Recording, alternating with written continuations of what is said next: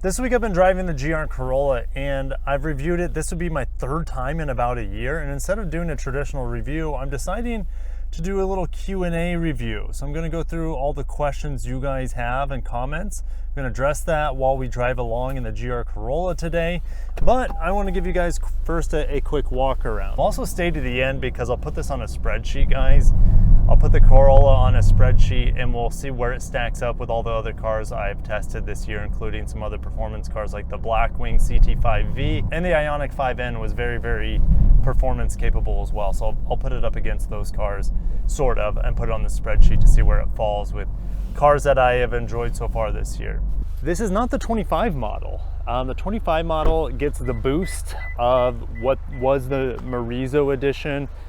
So this doesn't have the boost, the extra boost, the torque, I should say, of the 2025 model. However, I think the 24 model, the front end looks better. The 25 bottom grille goes a little bit wider, and I think, didn't they get rid of the fog lights or something? Anyways, I don't have a picture of the 25 in front of me, but I think the 24 is the better looking of the two facelifts, I guess you could say, the two designs. Now, what I do think is pretty cool in the 25 model is they have a little slit on right in front of the front wheels on the bumper for aerodynamics.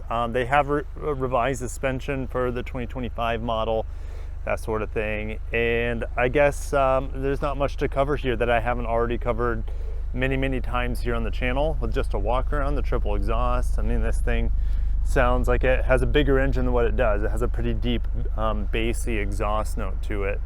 Of course, GR4 four-wheel drive system here. And what's also new with 25, not this model, but standard, is now the performance pack with the Torsen limited slip diffs in the front and the rear. So that's pretty cool. But I've looked at GR Corollas in my area. Not that I'm interested in buying one, just looking at prices. They are about, let's just call it a $40,000 car starting. I know MSRP says one thing. Yes, I've been driving my kids to school. This is not a good family car. I mean, in a pinch it is, but there's hardly any space between the front and the rear, and I have to move that seat, the passenger seat, quite a bit forward. However, I did take 3 grown men, including myself, on a nice road trip to the Keys the last time I did a thorough review on this car. So if you guys want to see more of a road trip review with some beautiful views of the Keys, the Florida Keys, and the water surrounding that, go ahead and check out that review with the GR Corolla last year. I did give you guys a really wide view so you can see the shifter here while we're driving. I mean, I like the ergonomics here. I like how this is a traditional parking brake, manual parking brake, something that the Hondas don't have. The Miata has it. I want to say the BRZ and 86 have it. It's just something that brings a lot of joy to me, a manual parking lever. It's not necessarily a deal breaker, but it really makes the experience better for me. Backup camera here, guys. Look how crummy this backup camera is. I don't know if that's been fixed for 25, but let's go ahead and start moving, and then we'll get into the comments and the questions about the GR Corolla. Cruise Control 1, dream scenario, grab an STI Evo and the GR Corolla all in loose surface gravel. I mean, and find out which one performs the best. Well, only the GR Corolla is in production out of all of those. Okay, so it's a new car versus old cars, and there's some fun stuff to be learned and taken from that. But this car does feel like a rally car. You sit up high in it. The all-wheel drive traction is incredible. And when you look at the power numbers between this and the Evos and the STIs of old, they're pretty comparable, and this with 300 horsepower is plenty of horsepower for daily driving. So cool ideal scenario, right? Mr. Carter says, I'd like to hear what your spouse has to say about it. Well, Cassie doesn't drive manuals. I tried to teach her once when I had an NA Miata. She doesn't like really sporty cars. It's not her thing. She likes SUVs. She likes boxy things. All right, so even though this is a hatchback, she could care less about it. The more aggressive cars look to her, the more she's turned off. And the GR Corolla with its wide body kit and everything. Now this one doesn't have like the extended wing on top that the circuit editions or the premium editions might have, but yeah, she's not really into it. So Nintendo says, how's the rev overhang? Is the clutch easy? Well, this is a loaded question. Let's start with MPG. City MPG, I'm getting about 25 miles per gallon. The best I've seen is about 30 miles per gallon. If you want to, all right, my camera, and since I don't have like a holster for my camera, I lost it for a second, but the MPG is about 25 miles per gallon, and the city, as I'm seeing, the best I've seen is 30 miles per gallon. If you want to see my road trip review, I actually fill it up, and I think I was getting over 30 miles per gallon with this vehicle loaded up with with adults. So highway fuel economy is really good on this. How's the rev overhang? Or let's just, is the clutch easy? Is the clutch easy? And the answer is, I think it's pretty darn easy. I feel like it's not as punishing to drive as like the WRX manual, and it has its own characteristics. That Type R or Type S, those things are much more refined, very, very smooth, predictable, easy to master. This is not the easiest to master. As I do some manual rev matches here, I think that was one of the questions in here. How's the rev matching? You can do heel toe. I personally don't do heel toe. I just haven't trained myself, but I like to do manual rev matching and cycle my foot between brake and blipping the throttle. It's not as efficient, but if I was going to a track, I would just put on IMT, and then it does it for you. So it's really easy. No blipping the throttle necessary, does it for you.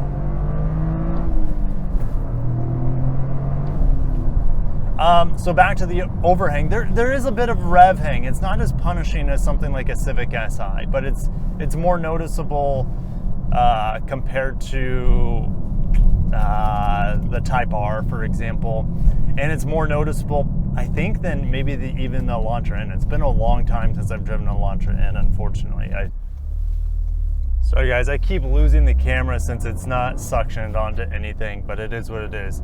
But yeah, the rev overhang, or the rev hang, whatever you want to call it, it's pretty noticeable between first and second, but not nearly as bad as the Civic Si. I'd say it's a medium overhang. It does have its own pacing, in which it likes to be shifted. You can't just fly through the gears without a little bit of punishment and jarring.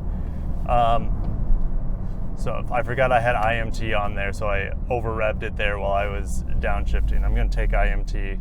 Maybe I'll leave it on. I'll just have to remember this time. All right, moving on. Not enough boost. Love his GR Corolla Circuit Edition, especially with bolt-ons. I can't imagine what this thing would be like with bolt-ons. I bet it's a hoot. Hero asks, have the seats, do they have lowering adjustments? What's the NVH? Well, I mean, these seats are really high. I don't really like the seating position here. It feels, and this is all Corollas, it doesn't feel that much like a sedan. It almost feels like a crossover or something with the seating arrangement. So it's a bit strange. But NVH over long driving, I think this is a decent car on the highway. I took it down to Key West last time I had it for a long time. So I don't have any major issues. It's a loud car because it's a compact, but it's not, I wouldn't say it's any louder than a normal Corolla. I mean, the exhaust note is for sure, but when you're on highway, you really don't notice it. All right, still overheating transfer case, probably. Now, the 25 model I think it has better cooling or optional cooling. I'm trying to remember. I think they did something to address it, but guys, if you're going to the track, I don't think this is a car you want to take. I think you'd rather have like a Civic Type R.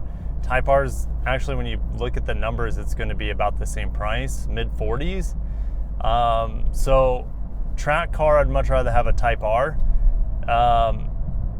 Dailying, I'd probably rather have a Type S or a GR Corolla. And the SI is good too. Also, the Elantra N is fantastic as well. So yeah, it's probably still overheats. It's a GR product. It shouldn't. Over fairly heavy use on the track, but it is what it is. Steering feel. Well, the steering's really sharp in here, but the feel is not the greatest. I wish it had a heavier steering feel. Now, there are drive modes, which I think is kind of stupid, and it does get slightly stiffer in sport mode with the steering. I think it's fine. So maybe I just need to drive in sport mode for the better steering feel. I think it's okay. It's not going to be maybe as sharp as a SI or Type R. Maybe not even as sharp as the Elantra N, but I mean, its basis is a Corolla, so you can only do so much, I feel like, with the steering. But I think I'd have no issues with the steering feel. It might not be everyone's cup of tea, though. Someone says, handling as a daily driver, same person. I think handling is fantastic in this car. The amount of grip you have. Auto rev matching is really, really fun. It's really good at it. I mean, some people don't despise auto rev matching. I get it. But yeah, it's easy to manual rev match as well on the way down. Some cars are not that easy. This one, it's really easy to manual downshift and rev match. Okay, elephant in the room, catastrophic engine failures. Yep, that we've been hearing that, and it's amplified, right? Because in the enthusiast community, anything that goes wrong with a performance car, people are going to roast the hell out of it. Okay, even if 99% of the engines will last 200,000+ miles. I don't know if that's true, but I'm just saying, if one of them grenades at 10,000 miles, people are gonna lose their minds. So I don't know how much stock to put into it. I know there are engine failures out there. If you're buying one of these, just, I don't know, right? The other issue is Toyota gonna cover the warranty if this thing blows itself up, even with no modifications. So it's a tricky situation. If you buy an extended warranty, maybe the extended warranty company would cover it and Toyota wouldn't. I don't know. Warranties are a tricky situation. GR Auto, no, I wish I was testing the GR Auto. My friend David Chow, I spoke to him last night on the phone. He's actually testing the 25 GR Corolla Auto. And I asked him about it because I haven't driven it, and he said it's okay. He says it shifts quickly for an automatic, but he's like, I prefer the Honda manuals over, and the Honda SI, the Civic SI, he prefers that as well as the Type R over the GR Corolla. I don't know, it just depends on the day you get me, which car I'd rather have. I like the all-wheel drive, I like the traction here. But a Type R, for the same price, I'm picking a Type R, to be honest. So this guy says own a Veloster N. I'm trying to decide if it's worth upgrading to a GR, and the answer is no. I wouldn't upgrade to a GR Corolla or a Golf R.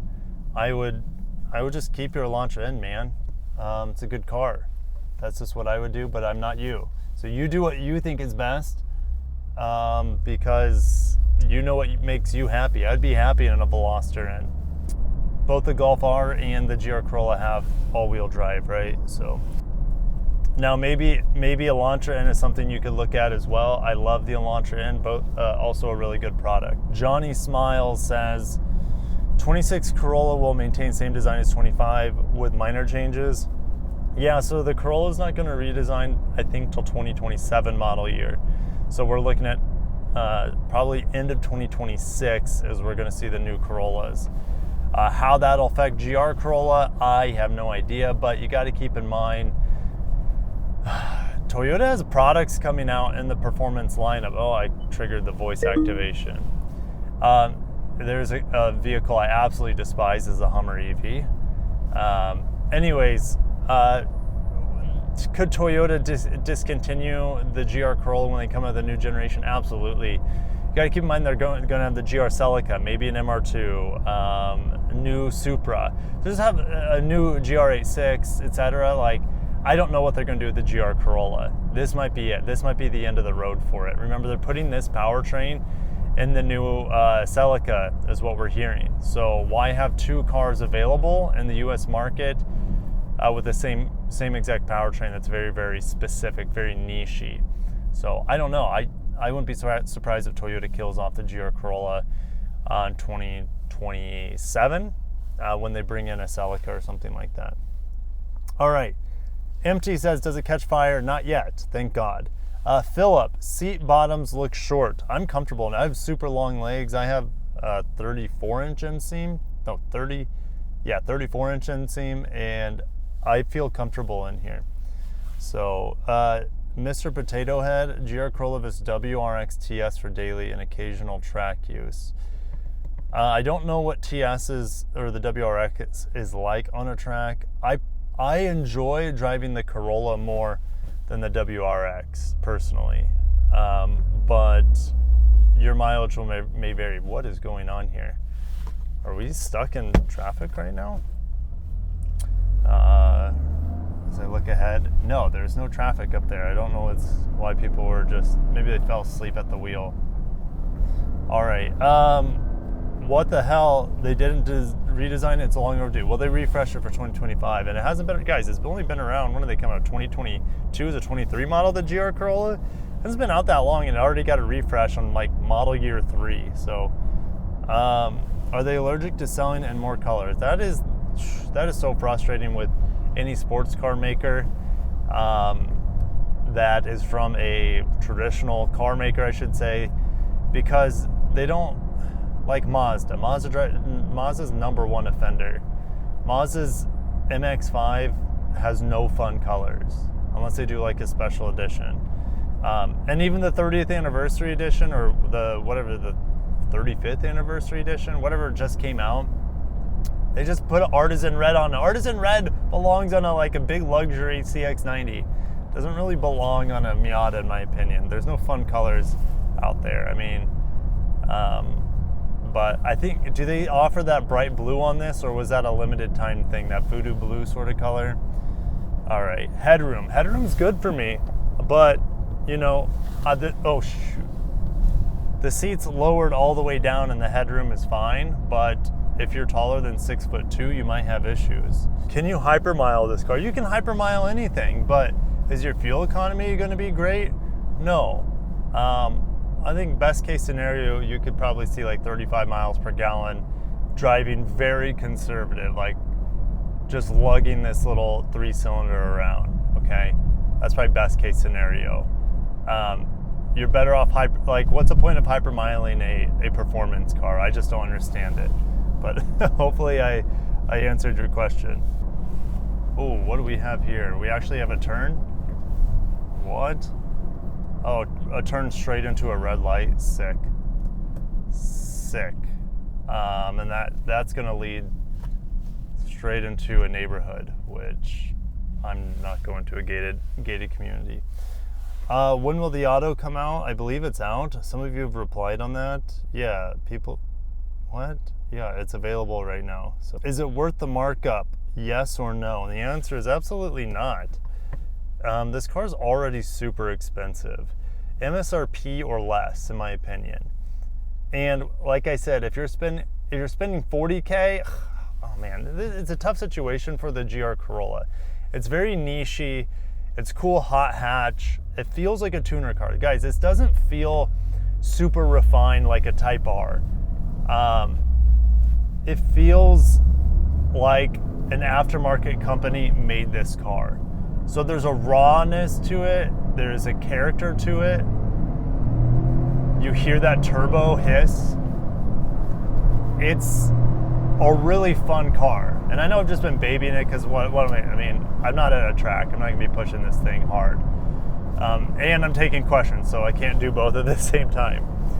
But like, the handling in it's great.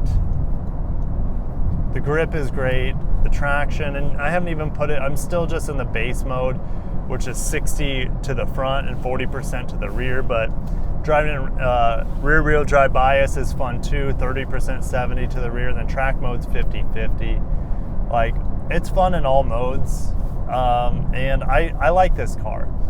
The problem is, it's like, shoot, I could probably find like a used RCF for the price of a new GR Corolla. That's a bit wild. And most of these, how they're equipped, 40 to 45K, it's like, the Type R is a better car overall. This in some ways is more fun than a Type R. It's just not as capable as a Type R. And if you like the hot hatch looks, this is going to be for you. The Type R is, there's just a lot of competition, surprisingly, in this segment. From the Elantra N, which is a better value than this, and I think the Elantra N is actually, it might be a more fun car than this, with the bangs and pops coming out of the exhaust. I wish Toyota infused more character into this car, and I wish they, like in the interior, this is the biggest knock I have on the car, is like, yes, the seats are nice, and they did a good job upgrading them over the normal Corolla, but like, no stitching on the dash. And I know that there's, braking prevention technology there. The dash here is really basic. Now, I believe for 2025, they've spruced a few things up in here, but not by much. I want to say some of the buttons are darker. Some of the garnishes have a slight, but like, who's going to notice that? Like, this drives me nuts on any Corolla. This plastic piece over here that's just, yeah, whatever. Well, this is soft touch up top, which is pretty decent, but then you have this. It's just weird. So I think I've covered pretty much all the questions. Maybe I'll drive a little bit more spirited here if I get an opportunity. We're just stuck in traffic, which most people who drive a GR Corolla, you're probably going to be stuck in traffic. Most people live in and around cities, and it's spring break down here, it's season down here, all the snowbirds are down. All right, let's flip this thing around in a U-turn real quick. Oh, behind the GMC Terrain. That's the shortest light ever.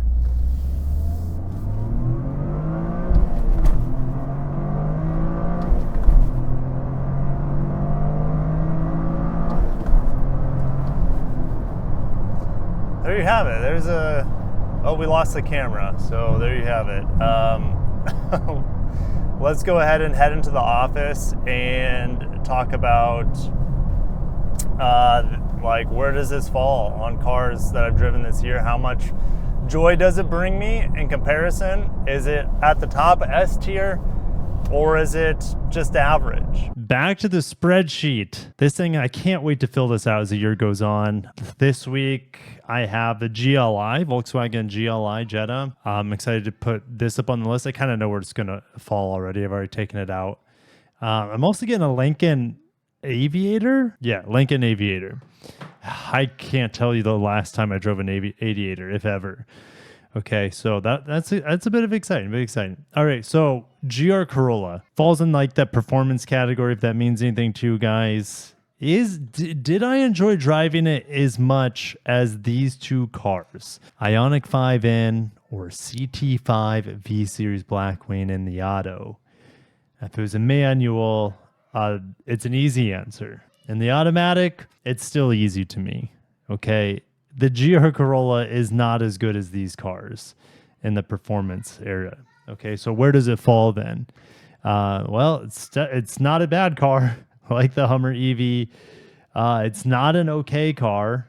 Okay, it's a good car. Is it a really good car, right? Like, that's just kind of, I should probably put like, let's fill this out. Like, S class should be like take my money sort of class. A class, excellent. B should be solid car. C, maybe like fire sale only. And then D is pay me to drive. Those are my categories. So is it take my money? Well, maybe when it first came out, maybe I would have said that. But is it just solid? Is it fire? No, it's solid. It's more than solid. It's excellent. The GR Corolla is excellent in my opinion. It's not everyone's opinion. Again, I talked to David last night. he would probably put it as solid.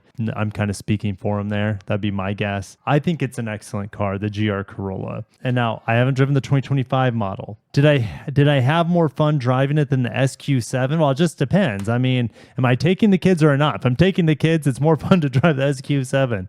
Right. So that's why, like, I'm not obsessing over who's number one or anymore.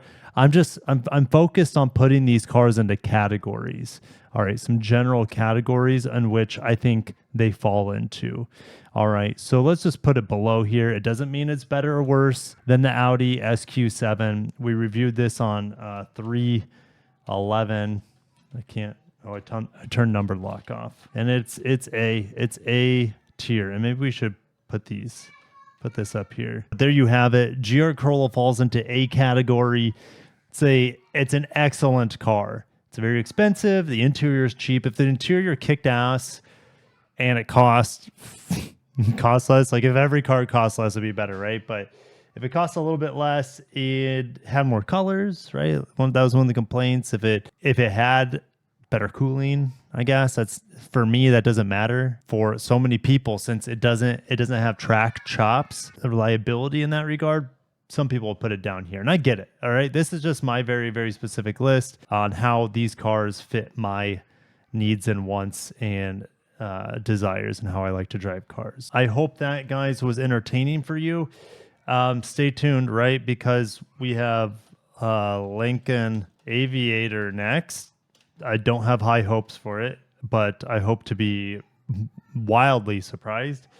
I also have Volkswagen GLI. I think it's going to do quite well on this list. So thank you guys for watching. I also have, gosh, what do I have coming up? I have Honda Passport driving impressions coming, off-roading driving impressions. So stay tuned for that as well. We could get a reveal on the GR Celica this year or this summer. So stay tuned for that. So all right, thanks, guys. I'll catch you in the next one. Stay tuned for more. If you enjoyed this content, let me know. If you enjoy Q&A reviews, let me know in the comments. And I enjoy it. I have fun, so I'll probably do them again. But it's good to get your feedback as well. Thanks for watching. Have a great day.